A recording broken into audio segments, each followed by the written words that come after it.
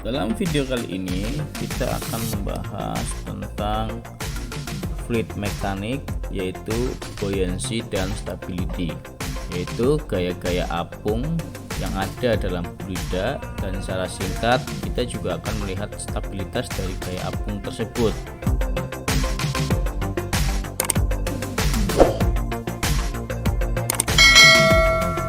Gaya apung adalah gaya ke atas yang dialami oleh benda yang dicelupkan di dalam fluida seperti air.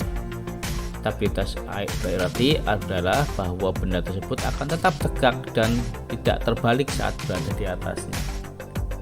Gaya apung dalam sebuah benda yang terendam akan kita hitung menggunakan prinsip tekanan hidrostatik. Tekanan hidrostatik sendiri meningkat seiring kedalaman air. Gaya apung berasal dari perbedaan tekanan antara bagian bawah dan bagian atas. Bayangkan ya, kita punya permukaan bebas di permukaan air, lalu ada benda yang terendam di dalamnya, di bawahnya.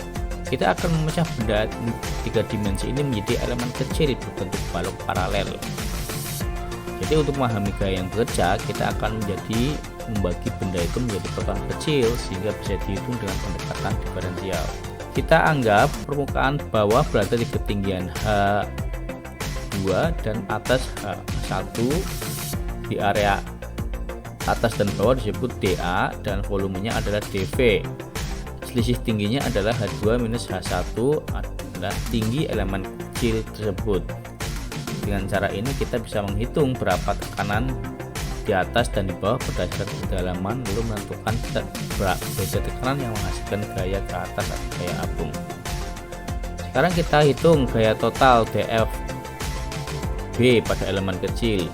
Gaya berasal dari tekanan atas dan bawah, di mana luas area masing-masing. Kita gunakan hukum tekanan hidrostatik untuk menyederhanakannya.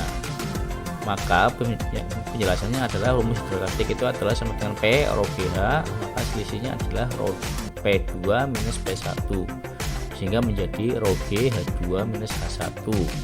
Jika dikalikan luas area, kita dapat gaya neto pada elemen tersebut. Nah, karena H2 minus H1 kali dA sama dengan dV atau volume, maka gaya apung elemen itu adalah dVB sama dengan dFB sama dengan rho G kalikan dV. Jadi kita integralkan untuk seluruh volume benda, maka gaya apungnya adalah VB rho GV, dengan V adalah volume fluida yang dipindahkan atau volume yang terendam. Kesimpulannya ya, gaya apung itu sama dengan berat fluida yang dipindahkan oleh benda. Jika benda tersebut mengapung, maka gaya apung sama dengan berat benda. Ini adalah kondisi keseimbangan. Gaya apung berasal dari volume air yang dipindahkan dan berat berasal dari massa benda.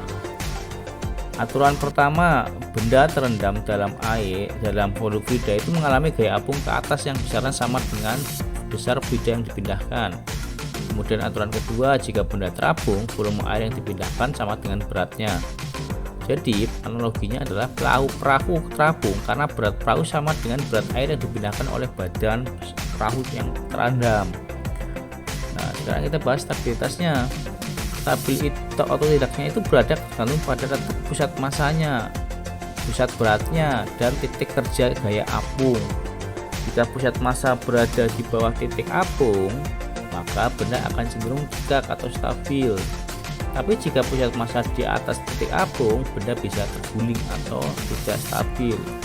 Contohnya kapal, jika gaya beratnya berada di bawah pusat apung, momennya balik, maka stabil. Jika gaya berat bekerja di atas pusat apung, kemudian melanjutkan putaran, tidak stabil. Jadi kesimpulannya yaitu gaya apung timbul karena beda tekanan dari atas dan di bawah benda dalam fluida. Nilainya berat fluida yang dipindahkan. Jika nilai benda yang terapung, maka gaya apung sama dengan gaya berat.